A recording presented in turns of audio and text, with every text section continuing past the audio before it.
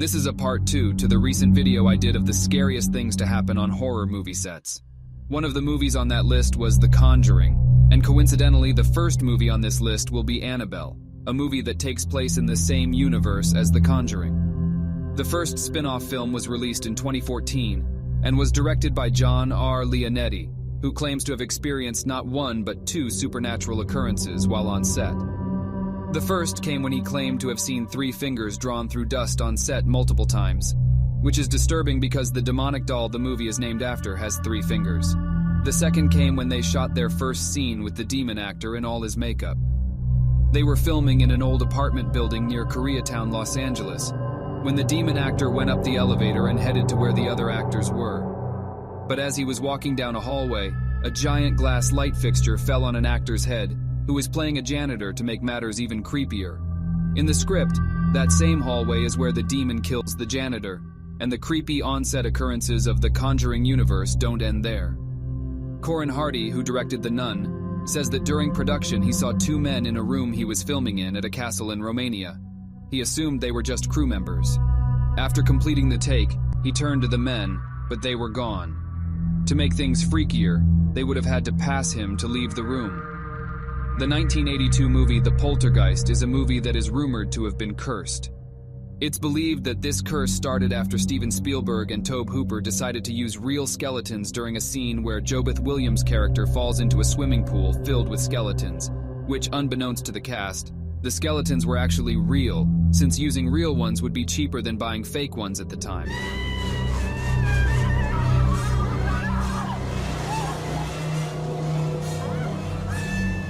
The majority of the fuel for the alleged curse stems from the deaths of multiple cast members. In total, 4 cast members died during and soon after the filming of the series. Carol Ann Freeling, the young protagonist of the trilogy, was played by Heather O'Rourke, and she was only 6 years old when the first Poltergeist film was released. Sadly, she was misdiagnosed with Crohn's disease in 1987, and the following year she got sick again and was misdiagnosed with simply having the flu. But one day later, she collapsed and suffered a cardiac arrest. She died that day during an operation to correct the bowel obstruction.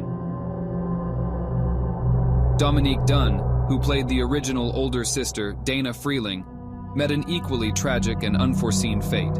In November of 1982, Dominique's ex, John Sweeney, who she had recently cut ties with, showed up at her house, pleading for her to take him back. When she refused, he grabbed her neck and choked her until she was unconscious, leaving her to die in her driveway. Sweeney was sentenced to a horrendously lenient 6.5 years in prison, but was released after only 3 years and 7 months. Julian Beck played the evil preacher Cain from Poltergeist 2 in 1983. Julian had been diagnosed with stomach cancer, which took his life soon after he finished work on the second installment of the series. The same film was met with further tragedy after Will Sampson, who played Taylor. The Native American shaman died after undergoing a heart-lung transplant, which had a very slim survival rate. Poltergeist remains a movie with one of the highest amount of tragedies to hit its cast members.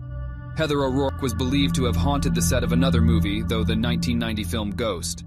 Not as much a horror movie, just a movie about the afterlife, but some believe there may have been a real supernatural presence on set.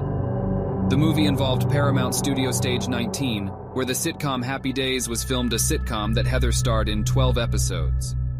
4 workers from the stage have experienced inexplicable power outages and have heard laughter late at night. Laughter reminiscent of Heather, one night shift security guard who worked Stage 19, told about the paranormal activities that go on at the studio. The security guard claimed that almost every night he would hear running and laughing on the catwalk above the set, which is where Heather liked to play when she was on the set for Happy Days. The security guard also told that sometimes workers would see the little girl playing on the stage. When asked what they do when they see her, the security guard replied that they usually just tell her to leave, and she runs off. On the set of Ghost was no different, as multiple crew members have claimed to hear the young girl running around in the catwalks above the stage and laughing. The Exorcist is undeniably one of the most well-known horror movies of all time, having become a household name, but lesser known as the fact that it's also notorious for having a supposedly haunted set. One of the eeriest examples is that the set of the McNeil's house caught fire. The Exorcist was faced with multiple production delays, but the first was by far the worst. The set for Reagan's family home burned down in 1972 after a bird flew into the circuit box. The only part of the set that survived was the bedroom where the exorcisms, to take place with the chances of that being very slim. This set production of the movie back significantly and led to shooting taking over a year. After the incident, a real priest was called in to bless the set. During filming, Ellen Burstyn, who played the mother, Chris McNeil, suffered a spinal injury while being hoisted around on a harness. She claims to have been screaming to turn the cameras off and to stop pulling her, which was all dismissed or ignored. She was left on crutches for the rest of the production.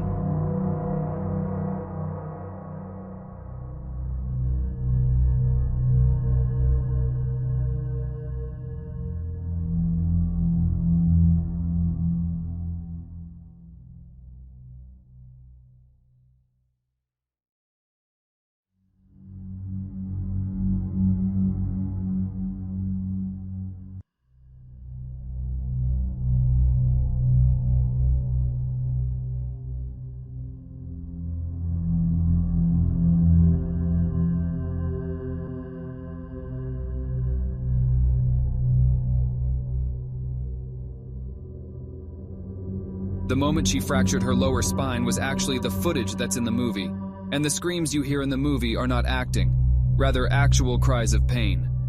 But the crew assumed she was only acting. But the real curse of the movie would be the deaths linked to the movie. They included Jack McGowan, who played the film director Burke Dennings.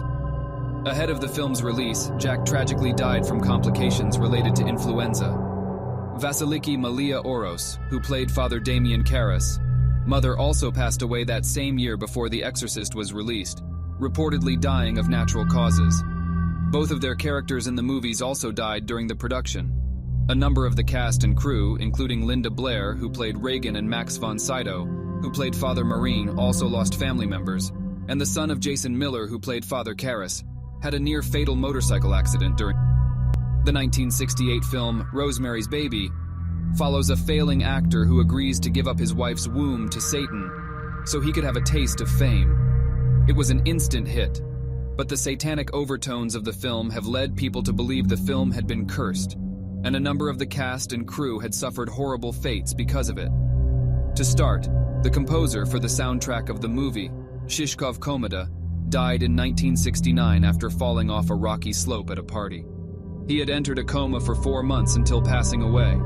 This is very similar to the death of the character Hutch in Rosemary's Baby. But if anybody were to have been hit the hardest by the alleged curse, it would have to be the film's director, Roman Polanski.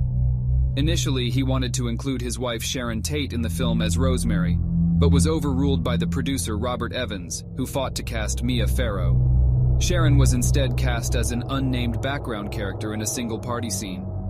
A year after the film was released, Sharon and some of her friends were staying in a rented house in Los Angeles when Tex Watson and some girls from the Manson family broke in. The Manson family was a gang or a cult, led by Charles Manson, that was active in California in the late 1960s and early 1970s. Tex Watson and the girls killed Sharon and all of her friends, inflicting more than 100 piercing wounds total among the 4 victims. Sharon Tate was 8 months pregnant when it happened. The alleged curse of the movie doesn't stop there, though.